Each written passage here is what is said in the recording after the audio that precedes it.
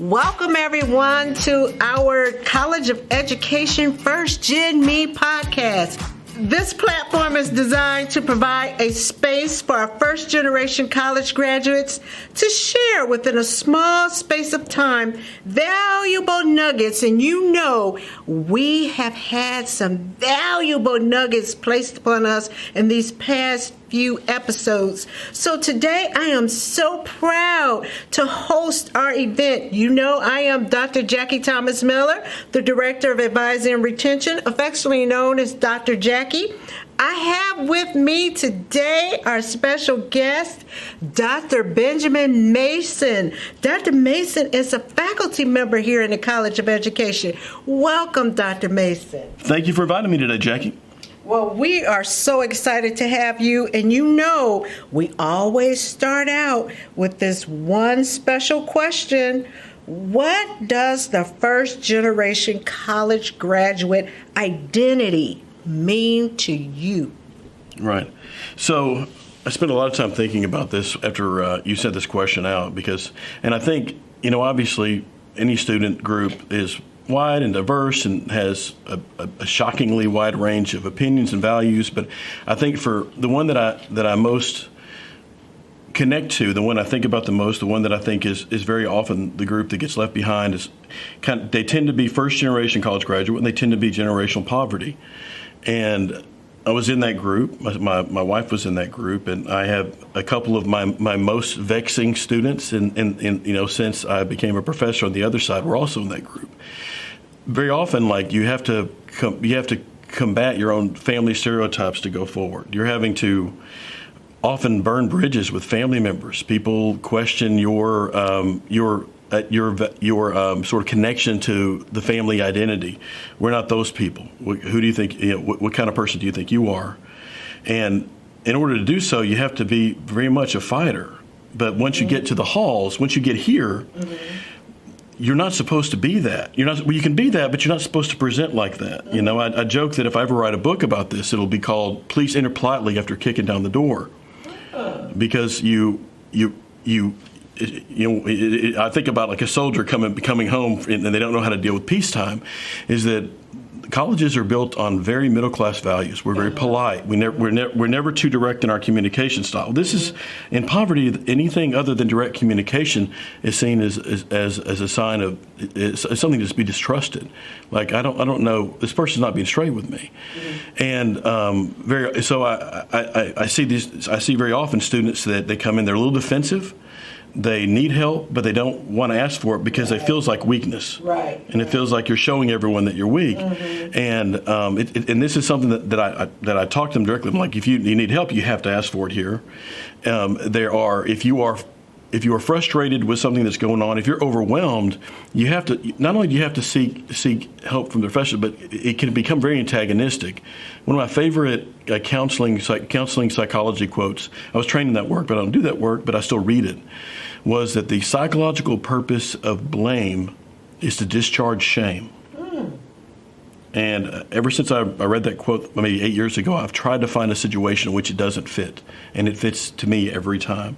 So when a student is struggling, their grades are slipping, they're turning things in late, they've had this identity as a fighter. They very often have been the highest achieving members of their group, of their school, of their low income neighborhood, and now they're confronted with other people who have resources, skills that they haven't picked up. Right. So very often they get a little belligerent because it has to go out pressure wise, and they can't absorb it. It's too much. Already there's in a bit of identity crisis.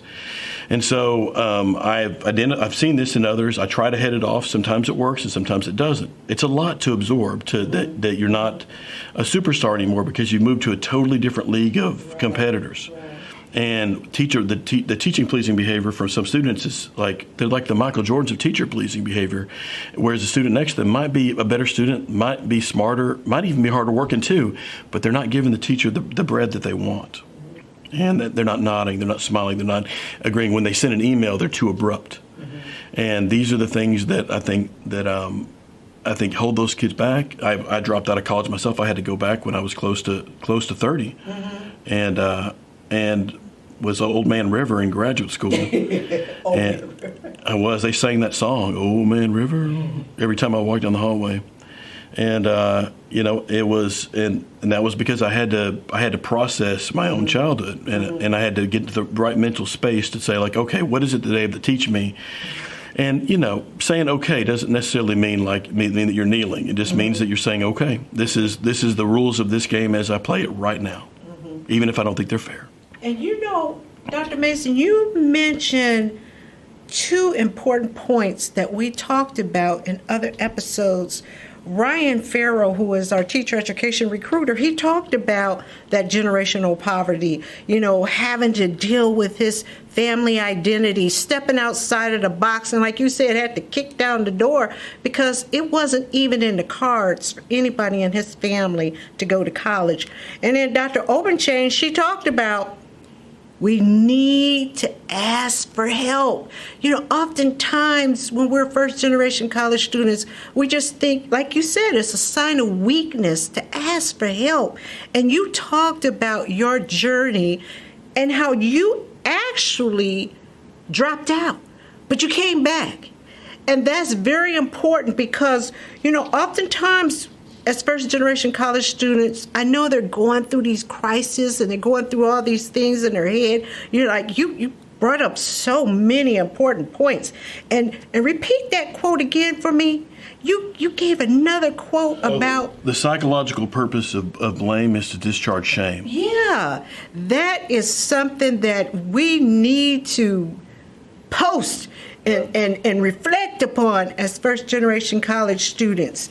And, you did mention, and we're going to have as one of our future guests, your wife, Dr. Rose Mason. She's also a faculty member here in the College of Education. Now, when you entered back into college at the ripe old age of 30, yeah, that's right. Were you all together? Because, she's a first-generation college graduate.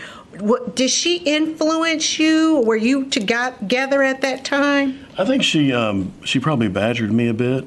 I was in East Texas, and so you got to be really careful. Being the smartest guy in the room in East Texas is a dubious honor at times. And, that old quote about, if you're the smartest guy in the room, then you probably need to find a different room, And she was probably she was challenging to me, even though she was much quieter then.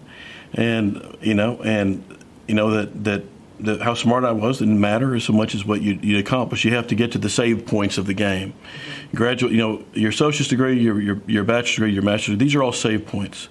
Your license and accreditation. Once you've gotten those, no one can ever take that away from you. The publications work the same way for those who are professors, but you have to get to the save points. You can't make excuses because there's always a reason. There's always an unreasonable professor. Mm-hmm. There's always an unreasonable parking ticket that you can't pay, and there's always going to be a health crisis every other semester for someone. There's going to be deaths in the family, and I talk about these things. So I had a rough time of it, but I had it better than a lot of students. I've had students of mine that when they got their financial aid as graduate students, their families asked for money because they knew that they had gotten notification that they had received cash. Right.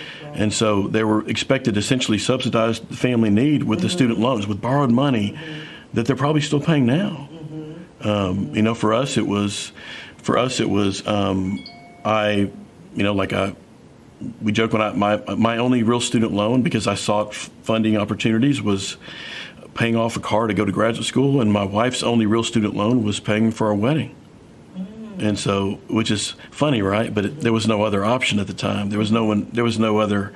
This is a weird experience for people who are raised in middle and upper middle class to talk about. When I was at A&M, I taught child development, and I used to give the Heinz dilemma. And if you're not familiar with the Heinz dilemma, Heinz's wife is dying of this curable disorder, and there's only one person who has the cure in the town, and he's a chemist, and he wants to charge like $10,000 for this cure. And Heinz tries to sell everything he can, ask everyone he can for money. He can't come up with the money. Should he steal it? It's actually a moral dilemma, and it's not about whether you should steal it or not. It's about your reasoning, because the reasoning determines whether or not. Because you can say no, he shouldn't because it's universally wrong to take others' property, or you could say no, he shouldn't. Yes, he should, because life is more important than property. Period. Both of those are actually on the same level of sort of ethical reasoning. They're universal values and principles. Mm-hmm. And that's what they're about. And I remember I spent 20 minutes with my group struggling because they could not fathom that someone could not get $10,000 if they had to. I was like, I can tell you with an absolute certainty in my entire childhood that my family could not have laid hands on $10,000 given 2 months, no matter what had happened. It was not going to happen. Mm-hmm. And so eventually I got so tired of it and it repeated the next semester. I was like, $10 million is what the cost for the drug, because they were like, okay, you're right. Someone can't come up with 10 mil. I just can't have this argument again. But they couldn't stretch their brain to even consider that, because they had never been in a place of want. Right. You know, if you've never run the risk of having to move before they put the lock on the door, so you have to get what stuff you can carry with you out, you don't understand this place. Right, you know. Right. And you know, I appreciate you sharing your story, because it's going to really impact our first generation college students, because I know they're going through this right now. I know somebody out there is saying exactly what you're talking about. $10,000, that's like $10 million to my family. So you brought in a lot of perspectives today, and I really appreciate it. And I really hope that our students will really seek out some of our first generation college graduates that we have here at the College of Education, because each one of us has so much to offer in regards to mentorship, just advice. Just come down and have a seat with one of us and just have a talk, and let's talk about the journey and how we got through, because you can get through. And I really appreciate you joining me today, Dr. Mason. And can you close us out again with that special quote? That the psychological purpose of blame is to discharge shame. So we don't want to feel weak. We don't want to feel like we're exposed in any way, and so very often we'll act and sometimes aggressively, sometimes overly defensively, to the point where it reads as aggression to people that are raised in middle class backgrounds. But in reality, it's just a person that's hurting. Mm-hmm. You know, and I do think at the end of the day we're operating from either love or fear. Mm-hmm. You know, and so one of those two places. If someone is overreacting in a college context, it's almost always fear-based. I just hope that our students do not let fear diminish their dream of becoming a college graduate of Purdue University. And once again, I'd like to thank everyone for joining us today. This is Dr. Jackie Thomas Miller. Remember, we're here in Bering Hall. We're on the 3rd floor, 4th floor, 5th floor, 6th floor, because you know our faculty members and our administration are here for you. So we hope that you enjoyed our episode today, and we look forward to you joining again soon. Thank you.